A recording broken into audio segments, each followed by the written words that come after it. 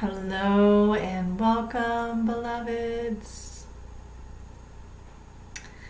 Happy full moon. Oh my goodness. um, there's been this talk around this being a feisty full moon because there's a lot of fire elements at play.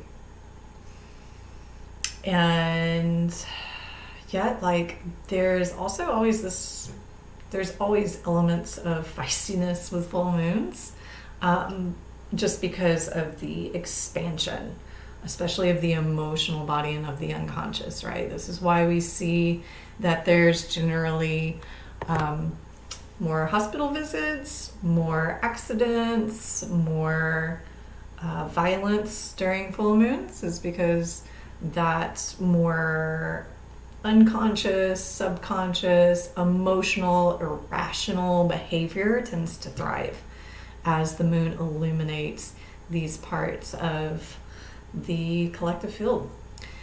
So what's here for you? I would love to hear what feistiness you've been feeling. Have you been feeling feisty? For me, it hasn't felt any different than it typically does.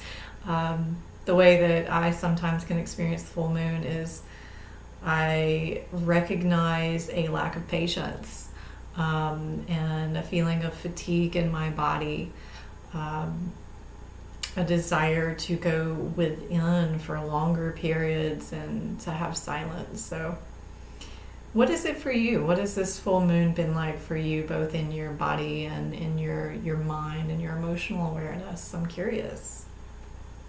Spiritually, I've felt a depth of alignment, like really being able to feel my alignment much easier, much quicker when I go into meditation over the last couple of days. And that's lovely. That really keeps me in my center as some of the impatience or unconscious behaviors rear their head during this moon cycle. So drop in the comments, tell me what you've been experiencing. So if you're new to this is a practice of using oracle cards to feel into what the energies are that are working with us during this full moon lunar cycle. So over the next 2 weeks, we will still be under the influence of this full moon, and this is just to help us maybe bring some realization and some tangibility to the energy that we are feeling, these currents that we are riding under this lunar cycle. So we're going to go ahead and reference the cards and see what's here in the collective and how you can work with this in your personal individual life.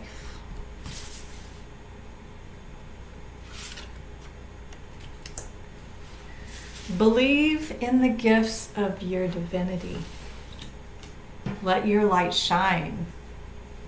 Develop self-luminosity and let that light become the aura of this earth. I felt particularly creative in a way that feels founded and prepared to move into a new cycle, which is perfect for right now. I believe this is the last full moon of this year. And this is a great time just to empty out all of the baggage and start letting go of anything else that we're carrying with us that we don't want to bring into the creation cycle of 2023. So let your light shine and believe in your divinity. Believe in the gifts of your divinity and develop self-luminosity and let the light become the aura of the earth. So we're going to use another deck to go a little more in depth. Enthusiasm, joy, and love, if you can feel that all the time. And who cares what happens outside? So I'm just going to use my personal experience today as a reference point for this. As I was gearing up, you know, creating sacred space for myself before I entered into a meeting today, I looked at like all of these concepts of who I think I want to be, what I think I want to accomplish in 2023, especially around my career. And the little voice, the little soft voice of my soul came in and created a sense of surrender to whatever is in the highest good. So rather than focusing on it looking a certain way and it being focused around my identity, it was more of, let me be a vessel for healing, and this is the quality of healing that I want to offer. Enthusiasm, joy, and love. If you can feel that all the time, then who cares what happens on the outside? That describes what I experienced. I feel so full, so connected, and content, joyful, enthusiastic when I am serving from the place of being a hollow bone. And it doesn't matter what I do, and that can happen in a number of ways. I experience it often in my professional setting, but I also have had multiple encounters of experiencing it in a grocery store in an exchange with someone, or hearing a song that touches a place in me that wanted attention. It's happened in multiple accounts in all kinds of ways. And so to me, it doesn't really matter how that manifests. It doesn't have to look a certain way. Really what I'm wanting is to feel that experience of joy and enthusiasm, of contentment, of gratitude, of fulfillment, satisfaction on a soul level. So I invite you to consider, as you're starting to bring in this intentional vision for 2023, what part of you is desiring or longing for something out of like a identification or an attachment or an egoic wish? And is there anywhere that can kind of be drawn back just a little bit for you to explore really what it is that you're seeking out of that experience? What are you hoping to have, to hold, to share? And can you remove the limitations that the ego can place around it's got to happen and look like this? Can you remove that and just focus on the feelings of joy, enthusiasm, gratitude, fulfillment, and whatever else it is that you're wanting to invoke and produce and receive and share? Just focusing on that and saying, let thy will be done, and having that as the intention to align you to become that vessel for it.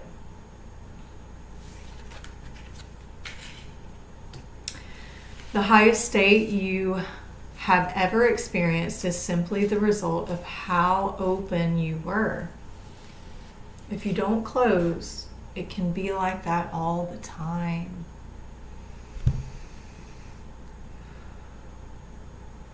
And this takes me to the heart, this portal that we are used to opening and closing, and sometimes keeping closed more than open, fully open.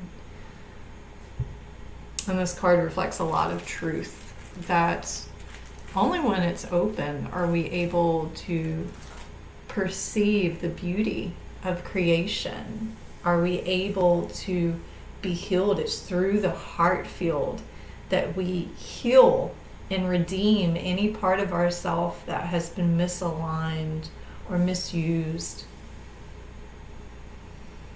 So the invitation is also to maybe create an intention around being more open.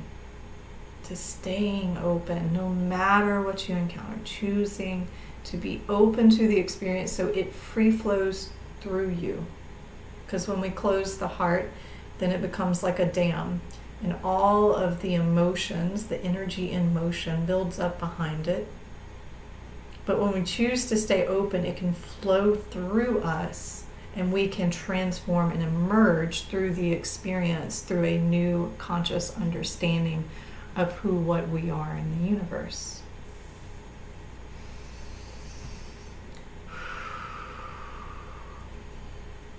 Some of the things that we can work with is gratitude. Call in gratitude this month. Call in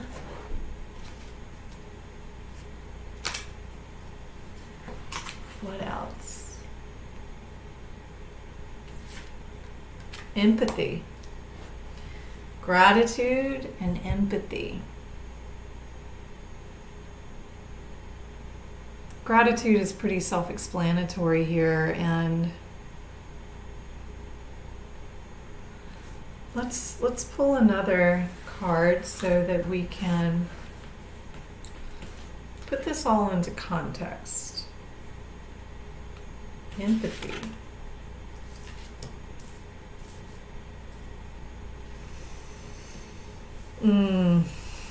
Yeah, so the lunar cycle,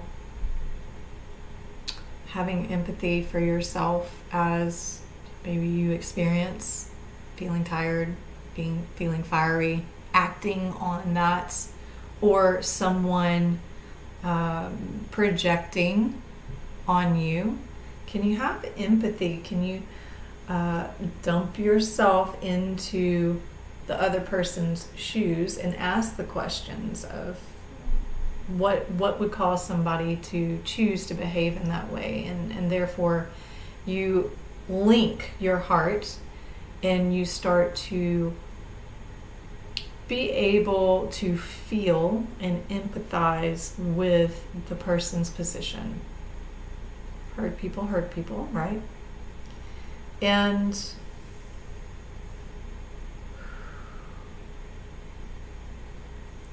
this requires us to keep our heart open. In order to empathize with someone else, the heart has to be open. There's a communication that's always happening when we're, especially in the presence of someone else within 6 feet. It's heightened because you're in what most people's heart field is about a 6 foot range.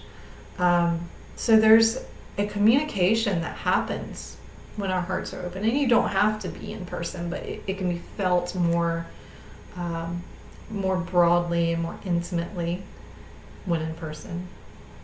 And when that exchange is happening, the words actually don't have to hold as much meaning as the presence of openness, of empathizing, of really, really hearing behind a person's words, hearing behind their movements and their body language, behind their eyes. Feel the communication that's happening there. Another one's suffering, or to be able to share another one's joy. That's one that doesn't get talked about enough. It's painful to be really lit up and excited about something and be excited to share it with someone else, and then that other person not meet you there but actually have jealousy or indifference. It really is a shock to the inner child of the person who's excited. So holding empathy, empathetic space for someone in that way too. Being able to celebrate them and share in their joy just as much as we remain open and share in people's sorrow and suffering. And there's a very big difference between feeling and empathizing and sharing where they're at with them and taking it on. These are two significantly different frequencies, because the part that wants to fix is coming it has the story that it comes from an altruistic place, and there is a portion of that is likely true, but a larger portion of it comes from the ego and the will to not be uncomfortable because the other person is uncomfortable or because the other person is suffering. If we're really, really honest with ourselves and we inspect the desire to fix and to save, we do the person a disservice first by saying to them, just from the action, that they can't do it on their own, that they're not powerful enough to do it on their own. And I know this may catch some of you off guard, so just stay with me for a minute and just consider what I'm saying.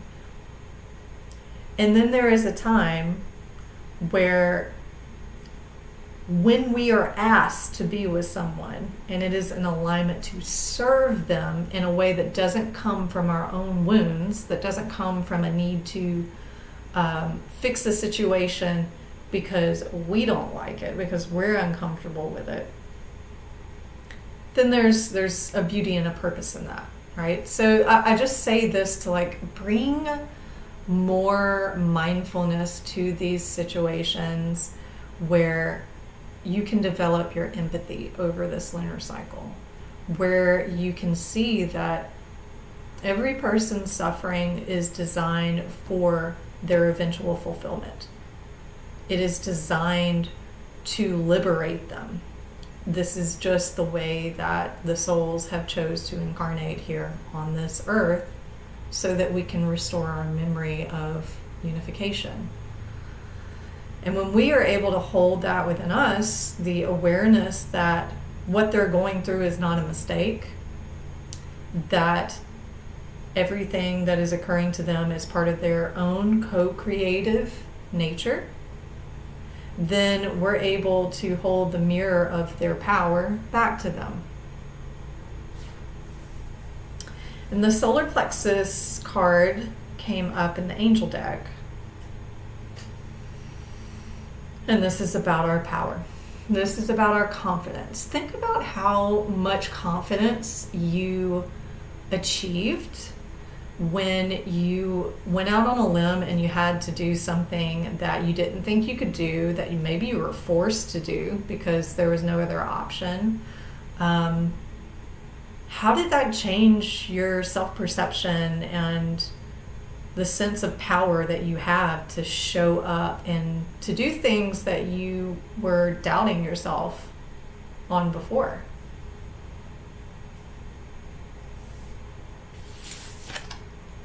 The throat chakra.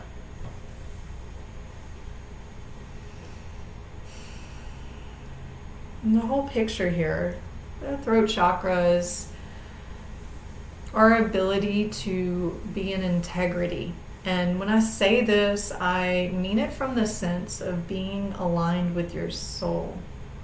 The soul knows that everything is perfected already, and therefore it has no need to hold judgments. This is the will of the personality, is to judge and hold separate from source.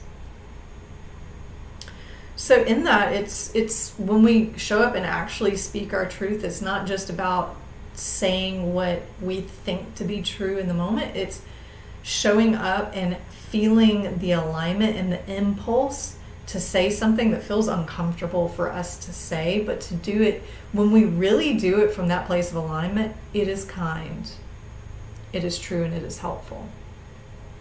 When it's not these three things, there's likely some infiltration from the ego. It says, this is my truth, this is my will, I want to force it on you, or whatever the ego wants to play.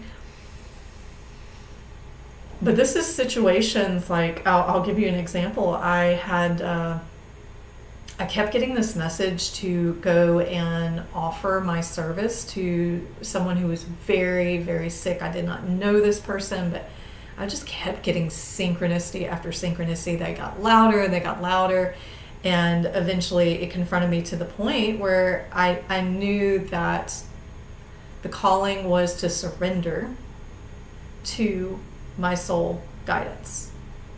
And so I went and approached this person the whole way, like walking up to the door to approach this person. I'm cussing. I'm cussing God. Like, why are you making me do this? This is so uncomfortable. I don't want to do this. And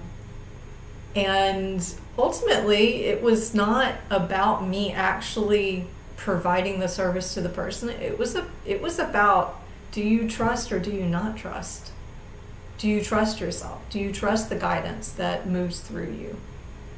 Are you willing to? I mean, it's like, oh my goodness, the story from the Bible, and I'm totally blanking on the names, where Abraham lays his son up on the altar and he's going to sacrifice him, and then he stopped at the last moment.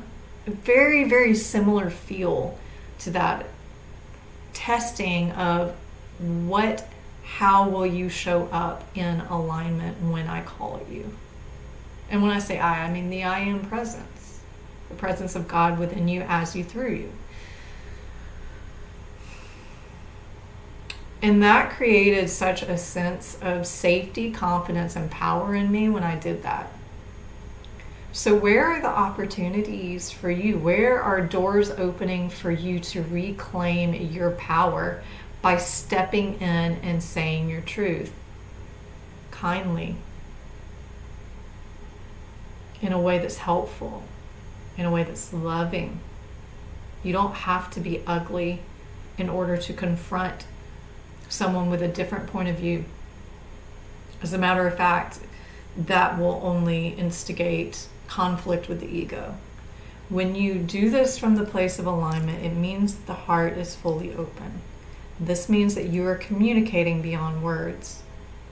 And when you're able to keep the heart open to the other person, it will encourage the other person's heart to be open too, so the energy can keep moving. It doesn't become defensive and close off and start to try to process through the ego.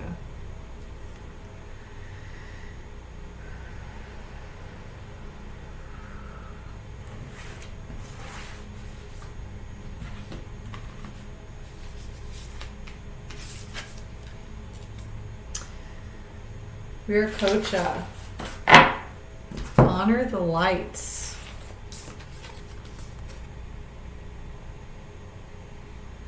One of the Mesoamerican gods. Viracocha.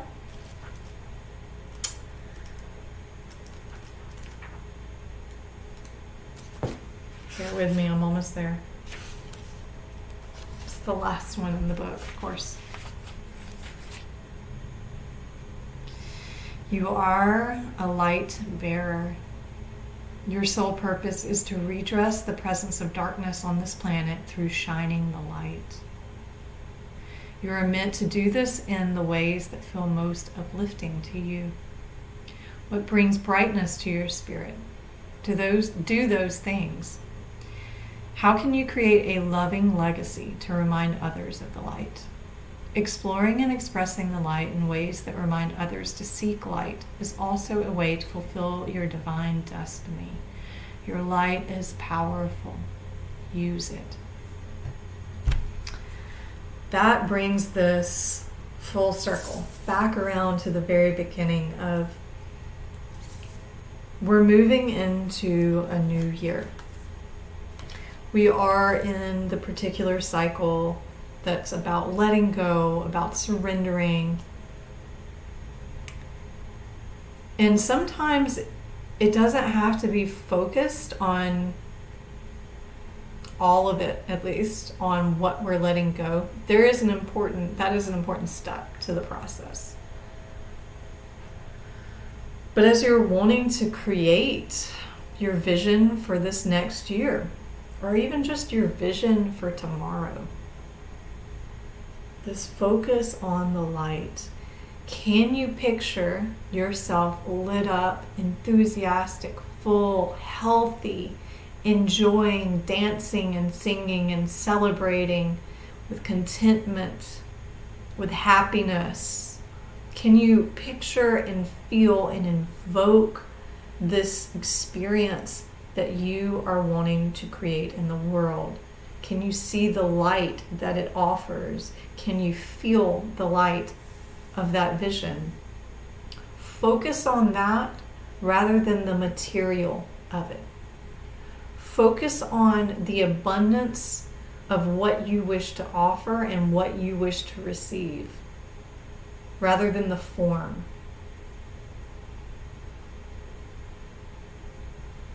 And just take a second and feel what that might feel like. If you're not really sure what your vision is, see how it feels in your body when you close your eyes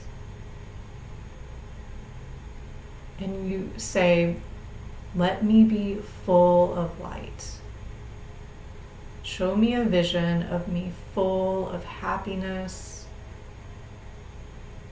of love, of compassion, of self-love, joy, lightness." Just continue to bring in the imagery and the feelings that have been driving your whole life. Peace, connection, service, enlightenment.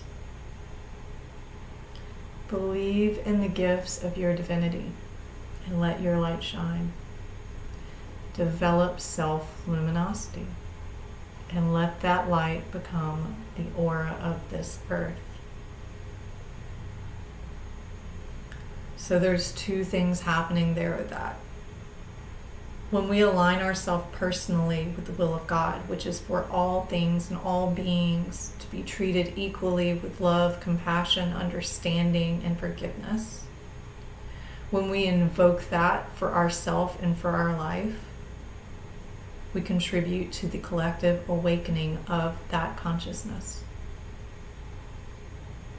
It's time to call your power in through the opening of your heart, through practicing empathetic, deep listening to yourself and to others,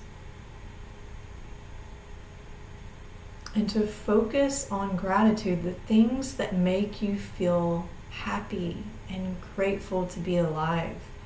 If you're struggling with being present, if you're struggling with emotions and waves of frustration, just zero in, take a couple minutes and think of one or two things that you're really grateful for.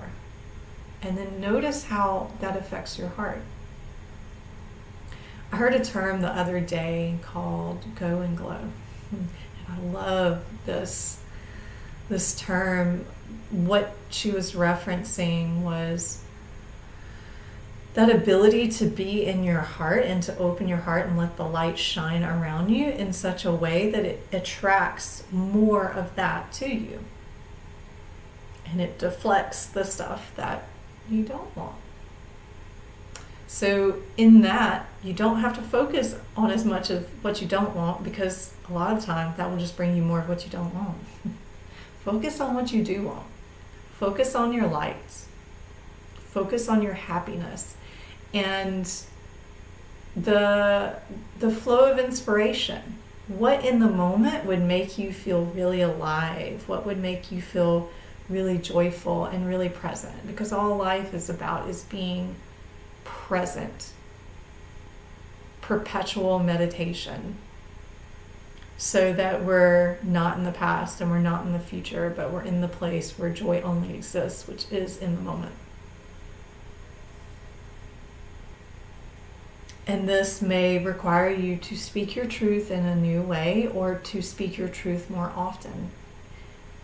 Always stopping in that moment. If you feel that there needs to be more refinement in the way that you speak your truth, that maybe some part is not quite aligned because it doesn't come out as being kind or empathetic or compassionate or helpful to the other person, and it generates conflict within you or within them. You can take a moment right before you respond, and you can ask, whatever your terminology is for connecting with your higher self, God, source,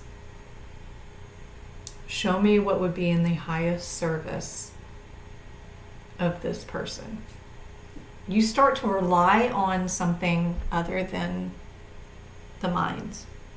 You seek higher wisdom. This becomes the practice that develops more discernment and deeper alignment with your heart and with the voice of truth. And in this is the process of surrender to divine will. When we surrender our will to divine will, the solar plexus opens up. Because that is the natural state of our being. When we move from our ego away from the guidance of the soul, we disempower ourselves. Solar plexus is about aligning ourselves with source. Therefore, there is a limitless power that moves through us, that can move mountains. But only because it's not coming from us, it's coming through us. Indispensably. But that requires surrender. It requires an open heart, a willingness to listen deeply, and to trust ourselves enough, to trust our soul enough to follow through when we receive those messages, those impulses from the universe and our higher self to serve, to share, to show up. The highest state you have ever experienced is simply the result of how open you were. If you don't close, it can be like that all the time. Enthusiasm, joy, and love. If you can feel that all the time, then who cares what happens on the outside?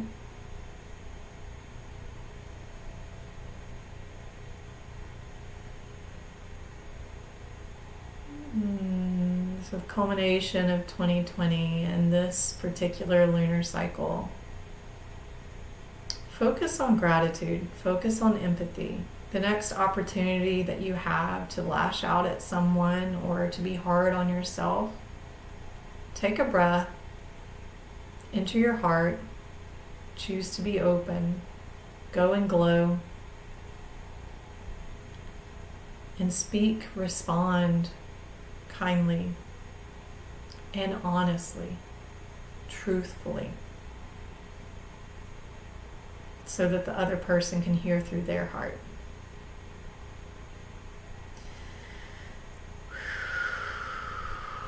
Thank you all for joining in this oracle reading for the Gemini full moon.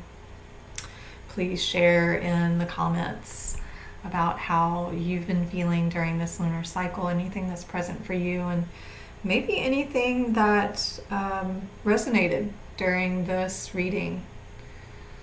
And as always, if you have a chance, like, subscribe for more, and share if you know anyone that this would benefit.